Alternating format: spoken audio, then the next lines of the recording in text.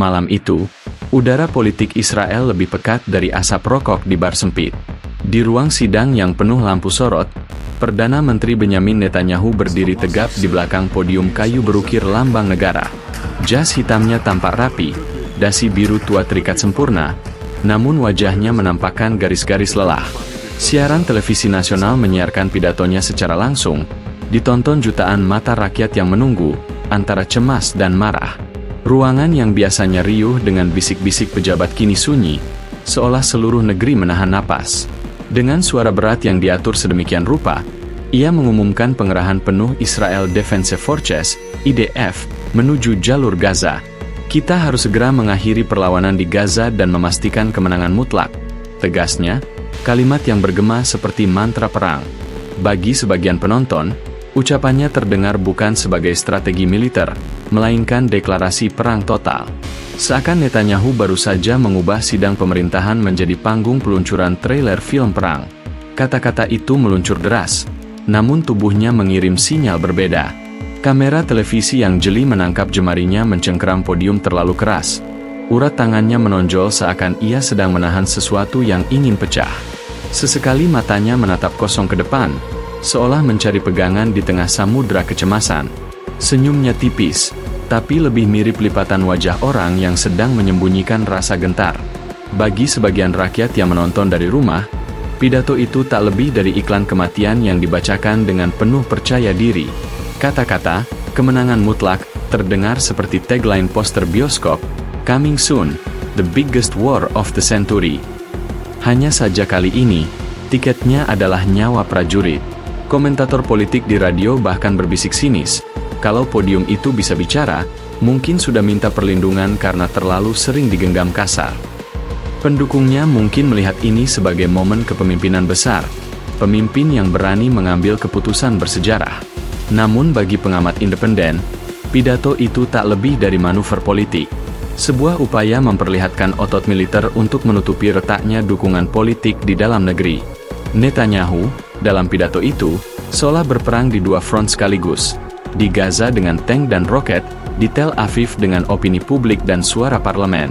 Siaran berakhir dengan tepukan meja kecil dari para pendukung di ruang sidang, tapi di luar sana, reaksi rakyat jauh berbeda. Bagi banyak warga, ucapan itu terdengar seperti perintah eksekusi massal dengan bungkus patriotisme.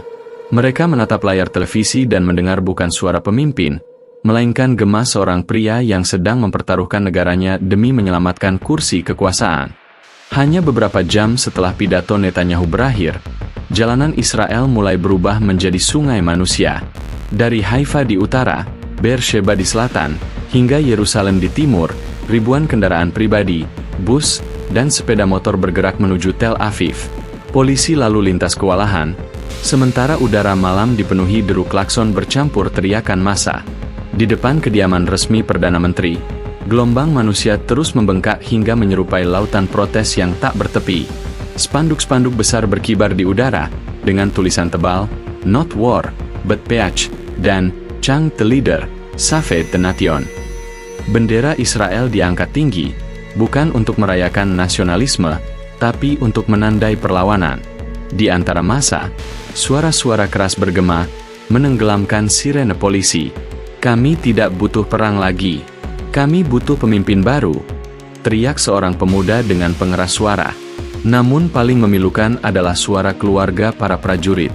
Seorang ibu parubaya berdiri di tengah kerumunan dengan air mata menetes, menggenggam foto anak lelakinya yang masih berseragam tempur. "Anak saya baru saja pulang dari perbatasan utara, belum sempat istirahat. Sekarang dipaksa ke Gaza lagi. Ini bukan perang demi keamanan, ini perang demi ego." Suaranya pecah, membuat banyak orang di sekitarnya ikut terdiam sejenak. Tapi di tengah kesedihan dan kemarahan, kreativitas rakyat meletup. Beberapa demonstran membawa replika podium kayu dengan tulisan besar, "Property of Netanyahu, for sale cheap." Yang lain mengenakan topeng wajah Netanyahu dengan hidung panjang ala Pinocchio. Seorang pemuda mengangkat papan karton dengan kalimat satir, "If you want war, Bibi goes first to the front line. At least let his hairspray taste the dust." Sorak tawa dan teriakan bercampur, menciptakan suasana yang panas sekaligus penuh sindiran. Seiring malam semakin larut, jumlah massa bukannya berkurang, justru makin meluap. Jalanan Tel Aviv berubah jadi panggung terbuka tempat kemarahan dan satir bersatu. Ada yang menyanyikan lagu protes, ada yang menabuh drum ritmis, sementara drone media melayang di atas kepala merekam pemandangan luar biasa itu. Gelombang manusia seakan menelan kota, mengirim pesan keras, rakyat tidak akan diam. Menjelang tengah malam, gelombang protes yang sejak sore memenuhi jalanan Tel Aviv mencapai puncaknya. Ribuan orang merangsek ke depan kediaman resmi Perdana Menteri. Pagar besi setinggi dada yang selama ini berdiri sebagai simbol perlindungan, akhirnya didobrak oleh massa. Dentuman logam yang roboh bergema seperti gong perang, disambut sorakan panjang yang mengguncang udara malam. Di tengah desakan massa, beberapa tangan terangkat tinggi memegang obor. Seketika, satu di antaranya melayang ke arah gerbang kayu besar. Api kecil menjilat, lalu membesar dengan cepat, merambat ke dinding luar bangunan. Dalam hitungan menit, kediaman resmi Perdana Menteri yang megah itu berubah jadi panggung kobaran api. Asap hitam mengepul, menyelimuti langit malam Tel Aviv. Kamera televisi internasional menangkap momen itu dengan dramatis. Kobaran merah oranye menyala, menciptakan siluet rumah yang seakan terbakar dari dalam. Bendera Israel yang biasanya berkibar gagah di tiang depan kini ikut dilalap api, perlahan hancur menjadi abu yang terbang terbawa angin. Sirene mobil pemadam meraung, namun sulit menembus lautan manusia yang memenuhi setiap sudut jalan. Di tengah kekacauan itu, suara satir tak pernah absen. Seorang demonstran muda tersenyum ke arah kamera sambil berteriak, "Tenang, ini bukan pembakaran rumah, cuma renovasi biar lebih open space." Kalimat itu disambut tawa bercampur sorakan, seolah api yang melahap rumah pemimpin mereka adalah pesta kembang api politik. Namun di balik humor getir, ada makna simbolis yang jauh lebih dalam. Api itu bukan hanya membakar tembok, jendela, dan pintu. Ia membakar simbol kekuasaan yang selama ini berdiri kokoh, sekaligus menjadi lambang kemarahan rakyat yang sudah tak terbendung. Malam itu, Tel Aviv tak hanya menyaksikan kebakaran sebuah rumah, tapi juga kobaran amarah yang mengancam menghanguskan sisa-sisa legitimasi Netanyahu. Keesokan harinya, Knesset, Parlemen Israel, berubah menjadi arena pertempuran politik yang tak kalah panas dari jalanan Tel Aviv. Sejak pagi, blok oposisi mendorong mosi tidak percaya terhadap Netanyahu. Ruang sidang yang biasanya dingin dan teratur kini mendidih. Suara teriakan bercampur pukulan meja, mikrofon yang nyaris pecah oleh amarah, dan dokumen yang diacungkan ke udara, sengaja diarahkan ke kamera televisi yang menyiarkan langsung. Di podium, ketua sidang berulang kali mengetukkan palu, namun usahanya sia-sia. Satu anggota oposisi berteriak, Netanyahu telah membakar rumahnya sendiri, sekarang dia ingin membakar seluruh negeri. Ucapan itu langsung memicu tepuk tangan panjang dari sebagian ruangan, sementara kubu pendukung Netanyahu membalas dengan teriakan, "Pengkhianat." Debat berubah jadi pertarungan lidah yang sulit dihentikan. Di luar gedung Knesset, ribuan demonstran tak kalah beringas. Spanduk-spanduk baru muncul dengan slogan lebih keras, "Bibi Disaster," dan "Step Down Before the Nation Burns." Teriakan massa bergema hingga terdengar ke dalam ruang sidang, menambah tekanan bagi para anggota parlemen yang sedang berdebat sengit. Suara drum, peluit, dan teriakan berbaur menjadi latar belakang musik revolusi. Di media sosial, tagar gulingkan Netanyahu melesat jadi trending global. Meme satir menyebar dengan cepat, salah satunya memperlihatkan Netanyahu duduk di kursi singgasana emas, tapi kakinya terendam air sampai lutut dengan keterangan, "Raja tanpa kerajaan." Yang lain menggambarkannya sebagai bidak catur terpojok, dengan caption, "Checkmate in progress." Dalam hitungan jam, dunia maya berubah menjadi medan tempur lain yang tak kalah memalukan bagi sang Perdana Menteri. Analis politik di televisi menyimpulkan situasi dengan nada getir. Netanyahu kini ibarat raja yang kehilangan dukungan, atau bidak catur yang sudah diskat tanpa jalan keluar. Kamera menyorot wajah-wajah politisi yang resah di dalam parlemen, sementara di luar gedung, rakyat terus berteriak menuntut satu hal, perubahan. Krisis politik kini bukan sekadar ancaman, ia sudah nyata, dan kursi Netanyahu bergoyang lebih keras daripada sebelumnya. Israel kini berdiri di sebuah persimpangan yang berbahaya.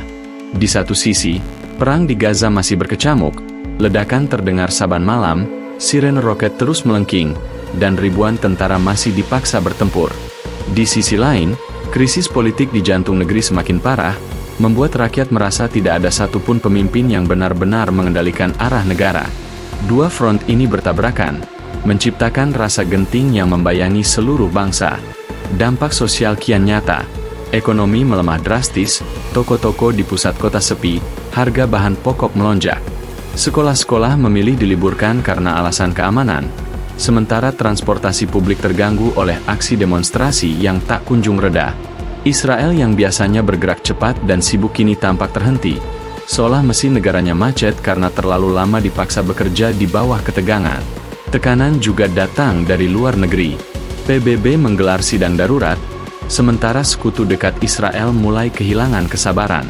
Citra negara yang dulu dijual sebagai benteng demokrasi di Timur Tengah, kini merosot tajam. Di media internasional, headline berbunyi, Israel burns from within, dan Ali in turmoil. Israel, yang terbiasa tampil sebagai aktor kuat di panggung global, kini tampak rapuh dan penuh luka. Di dalam negeri, pemerintahan koalisi mulai retak. Beberapa partai kecil yang sebelumnya menopang Netanyahu kini terang-terangan membuka pembicaraan soal transisi kekuasaan. Koridor parlemen dipenuhi bisik-bisik tentang nama calon pengganti, sementara Netanyahu tampak semakin terisolasi. Ia masih berusaha tampil percaya diri di depan kamera, namun tatapan mata yang gelisah membongkar kerapuhan yang tak bisa lagi disembunyikan. Analis politik menutup laporan mereka dengan satu kesimpulan getir. Israel kini berada di titik kritis, di mana masa depan politiknya dipertaruhkan. Netanyahu bukan hanya kehilangan rumah yang terbakar semalam, tapi juga kehilangan legitimasi yang dulu menjadi benteng kekuasaannya. Dan dengan nada satir, seorang komentator menambahkan, api yang membakar itu bukan sekadar menghanguskan dinding, tapi juga sisa-sisa dukungan yang dulu menopang Netanyahu. Kini ia berdiri sendirian, bukan di atas podium, melainkan di atas abu.